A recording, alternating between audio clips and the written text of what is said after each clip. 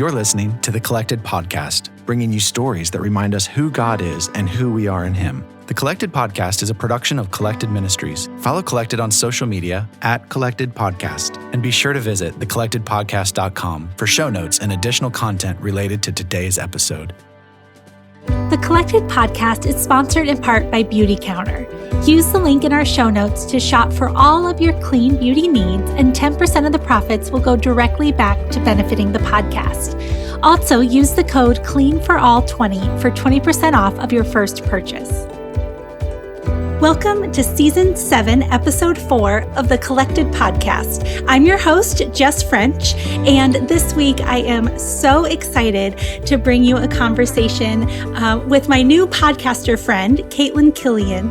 And I discovered her, maybe 6 or 8 months ago, and I get her newsletters, and they are so encouraging and uplifting. And she has just a beautiful story of experiencing the goodness of God through struggle and heartache, and she's overcome a lot, and yet it's just so faith-filled. So before I officially introduce her, her podcast name is the Goodness and Grace Podcast. So I wanted to make sure I said that at the top of the show. We'll talk about it more, but after you finish this episode, go listen to that. So Caitlan, welcome to the show. Thank you. I'm so excited to be here. I'm excited to have you. And what I said is so true, that your emails, they're wonderful. I love them. They're so hope-filled and encouraging. So I'm excited to have you on our show today. Yes. Well, and I am just so excited to hear that, we have met organically this way. When I first started my newsletter, it was people that knew and loved me in real life. So it's amazing to hear that, it's reaching new people, new audiences. Yes. Oh my gosh. And I don't even know how I discovered it. Maybe you did some sort of giveaway where you had to follow a bunch of people. Yes, I did. Yes. That got me in. So those giveaways work. So as we get started today, I was wondering if you could share a little bit about how you came to know the Lord. Oh, sure. Yeah. Well, I have been a lifelong Christian and churchgoer. So as long as I can remember, my family was active in church. And I had sort of a unique childhood church experience because my parents are musicians, and we're all musical in my family. And musicians worship where they are needed. So I grew up in our traditional liturgical church with brass quintets at Christmas and all those sorts of things. But my dad was also the bass player for a contemporary service that met in a middle school cafeteria. So, at the time, I didn't know any different. That was just our life. But looking back now, that was such a gift, because when I went to college, I was very comfortable worshiping in a variety of settings. So it did not bother me to show up at a random church just to try it, because I had been in a variety of settings. So that was fun.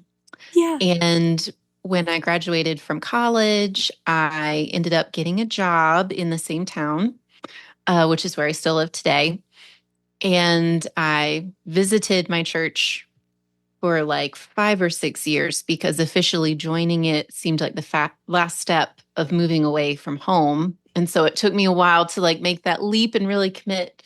But I've been there ever since, and it just feels like home. And it's wonderful to see how God is with you in all phases of your life. He followed me from all that random church hopping when I was little.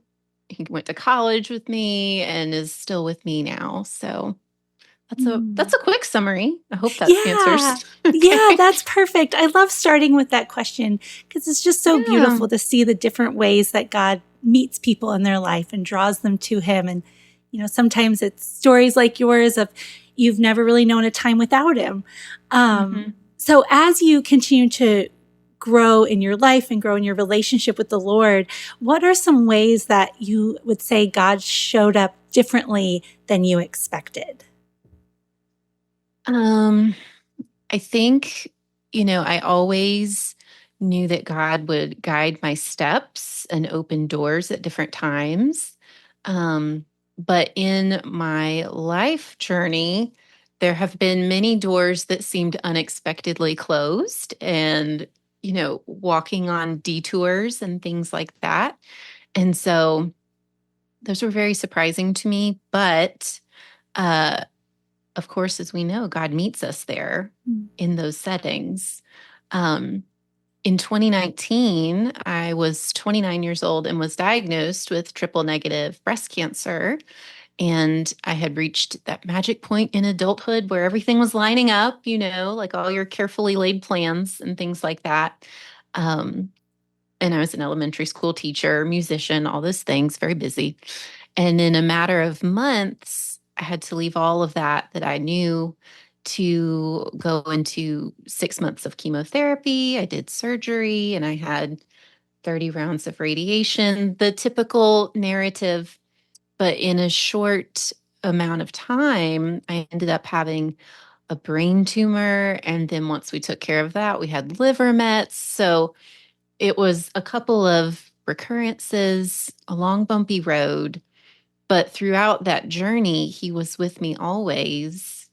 And, I really learned a lot about what healing looks like and how um, answered prayers, don't have to be so specifically defined as we might hope. Because he really started healing my heart while I waited on healing in my body. And he just slowly opened my eyes to all the tiny ways he was taking care of me every day, no matter how much it fit my picture of what I wanted healing to look like. And so I just will forever remember lots of just sweet moments of solitude with him and him meeting me there with my broken heart and all my questions and confusions and, you know, like he made it okay. And so that was certainly unexpected on my life path. Yeah. And you mentioned, you said he worked on healing your heart before your body or while he was working your body too. But I feel like Yes. that really hits someone who's listening who didn't realize that that's the healing they may need too. I think there's someone out there who's praying for healing in their body, and that's so valid, and the Lord wants to answer that. But he's also trying to work on the heart. So what might you say to speak to someone in that type of situation? Mm-hmm. Well, I found so much comfort knowing that God is always healing, always redeeming, always making all things new. And that is true even, when you have a critical illness or, a recurrent issue with your physical body. And so sometimes all that renewal isn't going to look like physical bodies returning to their glory stage or, however they were, because we're always in a broken world. And, physical healing isn't going to define God's healing in our life, Mm-hmm. Because there can be so many scans, as a cancer patient where the pictures don't look like healing and the results and the treatment that you're prescribed don't look like healing. But he is always at work in our relationships, in our outlook, and just bringing us closer to him. And so the more we can look for those, the more at peace for me I was, because it was just an avalanche of noticing him at work and sending help all the time. And I didn't feel as alone. So I would just say, keep looking for the help, just like Mr. Rogers says, look for the helpers, look for the help God is sending you if you're in a season like that. Yeah. Yeah, that's powerful. And I mean, it seems so simple, but the way you reframed experiencing the healing and identifying the healing going on around you even if the scans don't show it. I think that's really powerful. I think Yes. that hit somebody, I hope. I hope so. It did me. It stuck out to me. So maybe somebody else out there. So as you walked through cancer and, you still are on that journey, what caused you to start your podcast and where did that all come from? Yeah. Well, I started it, interestingly, not in a season of great healing. I've been on this journey for 5 years now. My 5-year cancerversary is like a month away, which is amazing. Okay. Yes. Yeah. And so, I would say about 3 years in was the darkest time. So towards the tail end of that, I had finally reached a point where I had done the grieving, done the counseling, done all the things, and was just very grateful for all of the grace that God had given me in that time. And I was just overwhelmed by his goodness, his provision and faithfulness, and just really hoped to share that with others. So I had been blogging about my cancer journey from the beginning. I've always loved writing, and it was very cathartic for me. And a lot of my readers from my Caring Bridge, which is it's kind of like Substack for patients with critical illness, like Facebook or something, but it's a great tool, highly recommend. But they suggested that I start writing and sharing it on a wider platform.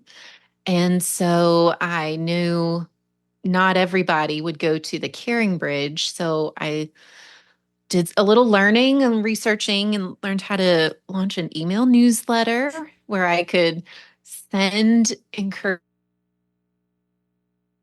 readers every morning. And it was just really well received. And it gradually became friends of friends and strangers and then new friends like you, apparently. Yeah. And after that, I'm not saying cause and effect. That's not where I'm going. But just to reiterate, I didn't do that in a moment of great healing. I was still in it. And after that, life started to slowly turn around. And about a year after that, I had a little more stamina, emotionally, physically. I was ready to do a little bit more. So then I launched the podcast, which is a similar message of just affirming God's goodness and grace at work in our lives and helping to help others see that in their own lives. So that's what I hope to do. Yeah. And it's also very real. You're honest about things. It's not trying to brush it under the rug and toxic positivity. Yes. It's so genuine and really hits at the heart of the goodness of God. So through all of this, what have you learned about God's goodness? Yes. I have a friend on the internet. Her name is Kayla Cook. I don't know if you are in circles with her at all, but I read her writing one time. She said something like, God's answer is always the kindest answer he can give, or something like that. And that just really stuck with me. He is always kind and he is always good. And no matter what may happen in our lives, in our bodies, or around us, that can never change. And so, I have lived through a lot of great change and upending of all the other things I know and the different ways I might define myself or my life. And so his, constants, how he never changes, and his goodness, and how, he wants for us to live good, abundant lives as good creations from our good Father. And that is what I cling to always. So. Yeah. Was there a time through all this when you questioned the path you were on? And how did you maybe wrestle through that? Yeah. You're like, every day. Yes.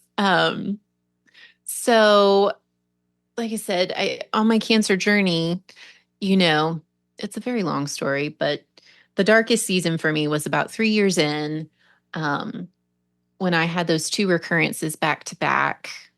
It was right after I had completed the first round of my journey. I had achieved a complete pathological response, which meant zero cancer in my body. And it seemed like our prayers were answered so completely. Blue ribbon, gold star, all the things. And my now husband and I got engaged in that season, and I returned to the classroom in that season. We were like, yes.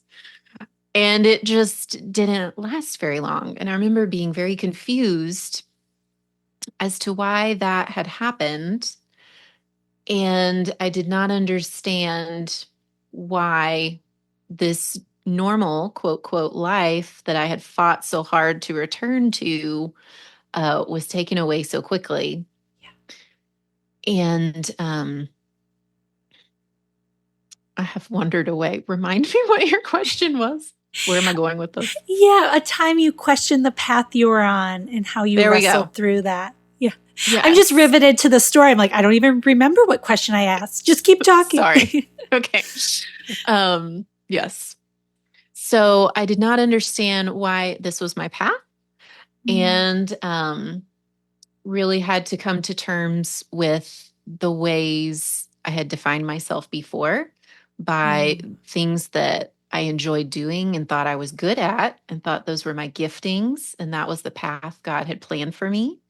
And so like, what is this? I'm not doing any of those things.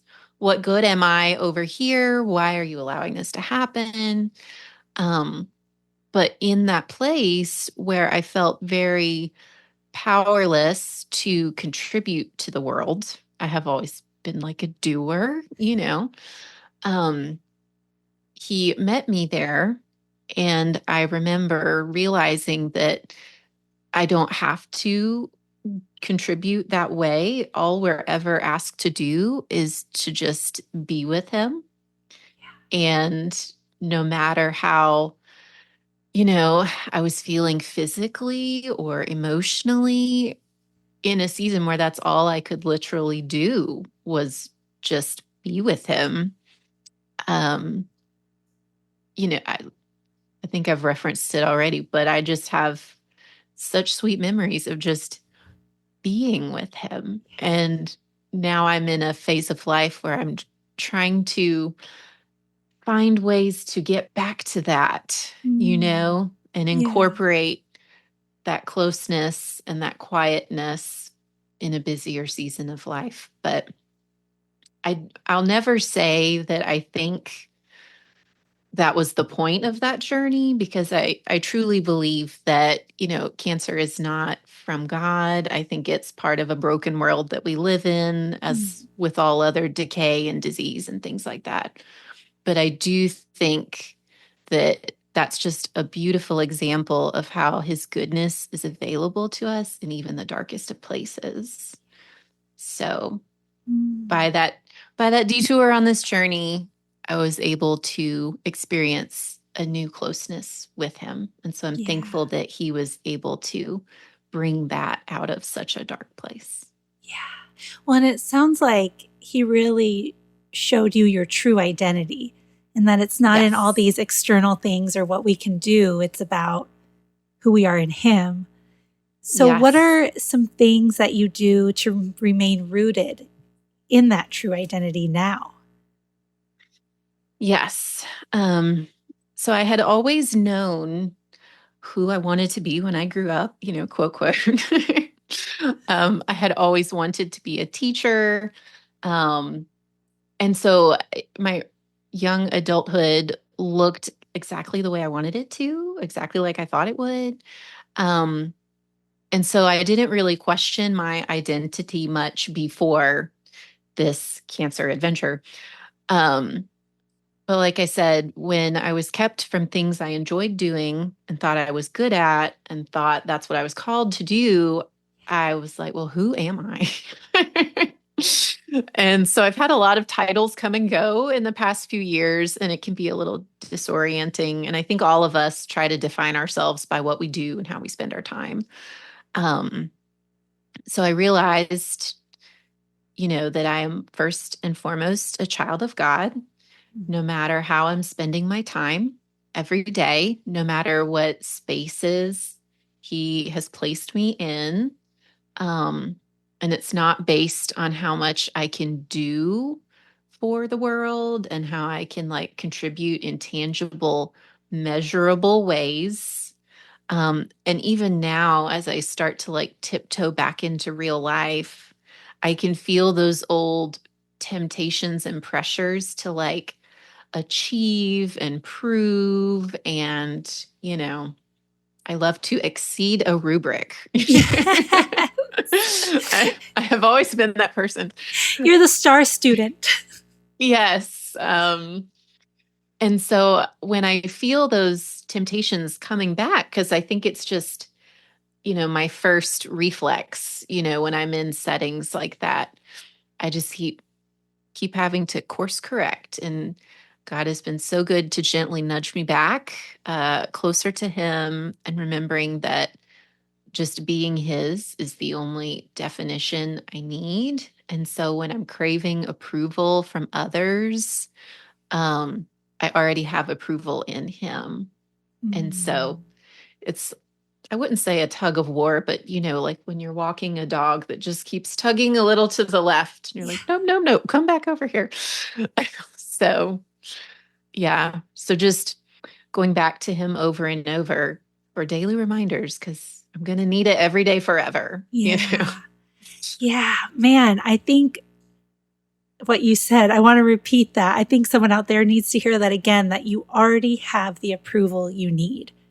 Yes, yes. Like we strive and strive to get man's approval, and yet in Christ, we already have God's approval. And Yes. that's something we can never lose.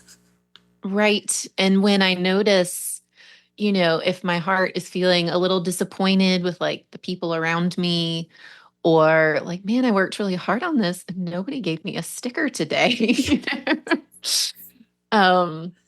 Like those moments, I just feel Him right there saying, it's okay, like, so just being constantly reminded, like every longing that we feel, and, whether that's for the commentary from others or their approval or, recognition in any way, like He's the only one that can fill that.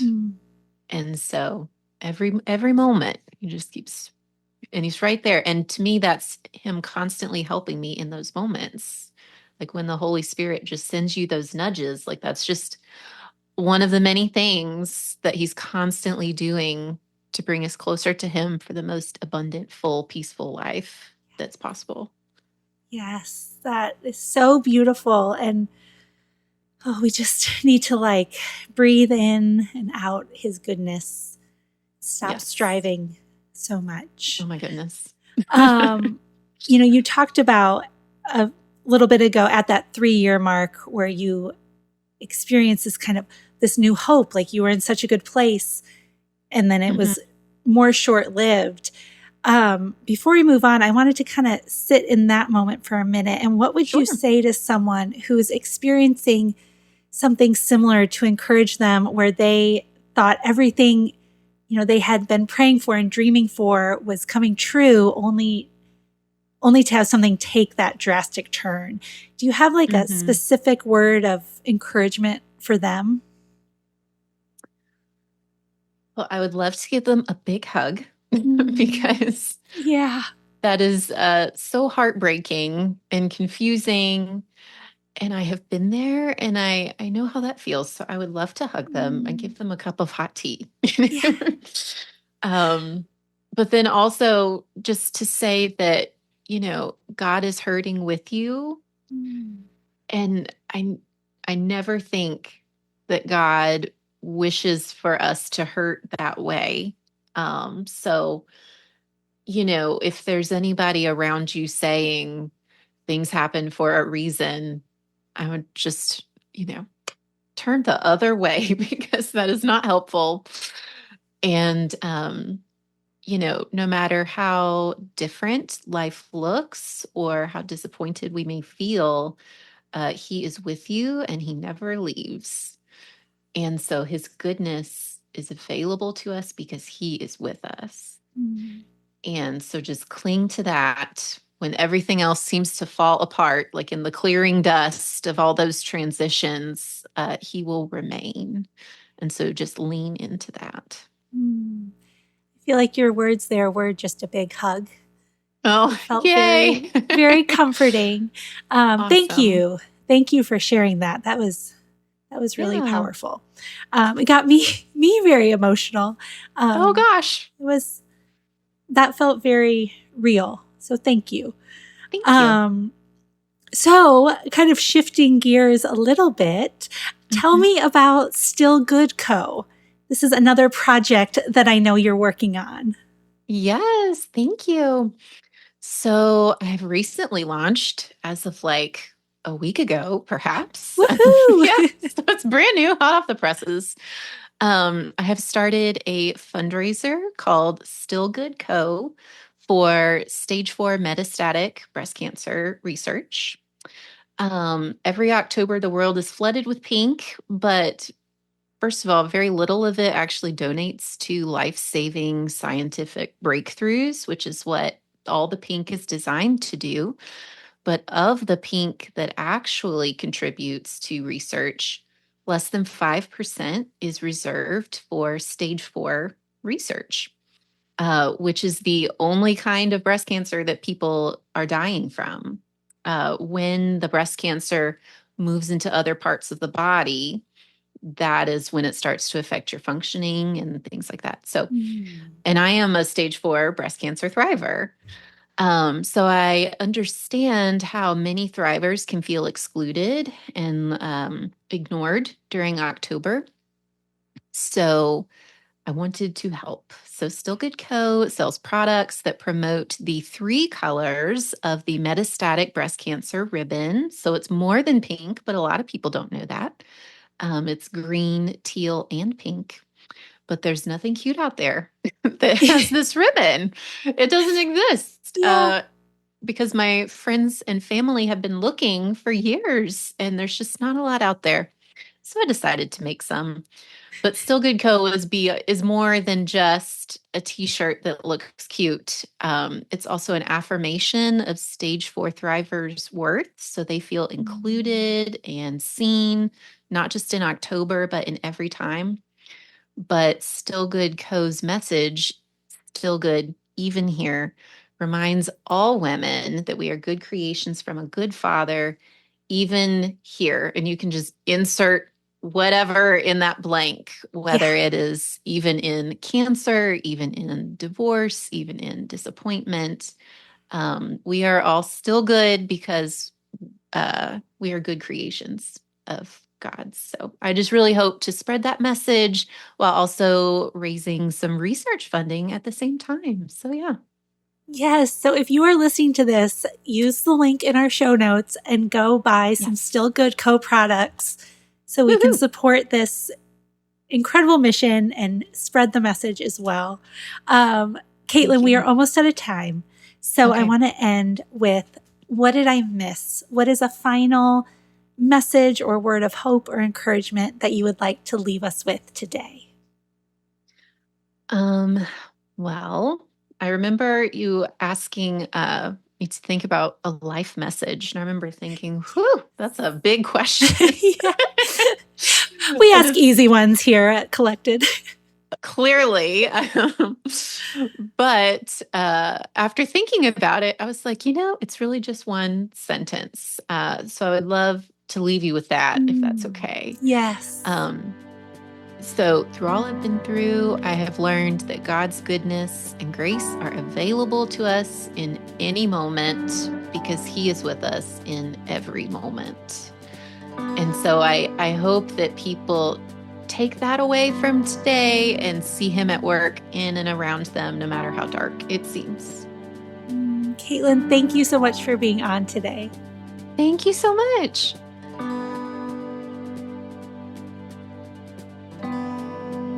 What a great conversation with Caitlan. I just felt very encouraged and also convicted that I'm not often enough pausing to identify moments of God's goodness and faithfulness and provision in my life, especially in moments when I might be overwhelmed or stressed out about something. I want my default posture to be to seek and look for examples of God's goodness instead of just sitting in the stress or, feeling overwhelmed by it. As Caitlan was talking, a verse from Exodus came to mind, and I was like, what is that verse? So I looked it up. Exodus 34:6. The Lord God, merciful and gracious, long-suffering and abounding in goodness and truth. And that's a beautiful scripture and so true and filled with so much hope and inspiration, encouragement. But I wanted to see what the context was of that. I'm thinking, okay, Exodus 34, the Israelites are out of Egypt by that point. So what's happening in the story? And so this is when Moses has already gone up to get the 10 Commandments. He was gone longer than the people expected. And so while he was gone, they start reverting back to their old habits and making the statues of the idols that they would have worshipped in Egypt or seen the Egyptians worshiping. And Moses comes down the mountain and he sees that the people have already defied the covenant that they made with the Lord. And he smashes the new tablets, the law on the ground. And so now he's gone back up to get a new set. And that's when we see this verse, that the God of compassion and mercy, I am slow to anger and filled with unfailing love and faithfulness. I lavish unfailing love to 1,000 generations. I forgive iniquity, rebellion, and sin, but I do not excuse the guilty. So this moment is when God is saying, you've already broken the covenant, yet I am faithful to fulfill it. I will always uphold my end of the promise. And he knew we would fall short of our end of the covenant, which is why from the very beginning, he had that plan out of his great goodness to provide a way for us to be able to meet him, the holy, good God, full of truth, full of righteousness. And yet, because of his plan to send Christ to cover our sins, we can now meet with him. And that's the ultimate gift of his goodness. And so we see that even here in Exodus, so early in the story of Israelite history and in the story of the Bible and our faith tradition, that God is already displaying that even when you mess up or fall short, I am still good and I will still be faithful to provide for you and to uphold the promises that I laid out from the beginning of time. So I hope that is encouraging today. Please, please, please use the links below to check out Caitlan's podcast and go buy something from Still Good Co. and support this amazing mission that she's on to continue to spread God's goodness and light into the world, and also to support the cancer research that so often gets overlooked. So please check out those links, and we will be back in a couple weeks, and I'll be sharing a message about the Lord is our shepherd. And I feel like I've been teasing this one for a while. It was originally supposed to come out this week, but I really wanted to get Caitlan in here in October to recognize and honor Breast Cancer Awareness Month. And so I felt like God connected us in the perfect timing. And so I wanted to switch up the schedule just a little bit. So next episode, November 7th, we will be talking about the Lord is our shepherd. So please share this, rate, review, do all the things so that we can continue to reach more people and grow the show. I'll see you in a couple weeks. Bye. Thank you for listening to the Collected Podcast. Please be sure to subscribe, rate, and review. And if you like what you've heard, we'd love it if you'd help spread the word. Check back here for new episodes dropping every other Thursday. You can follow along on social media at Collected Ministries.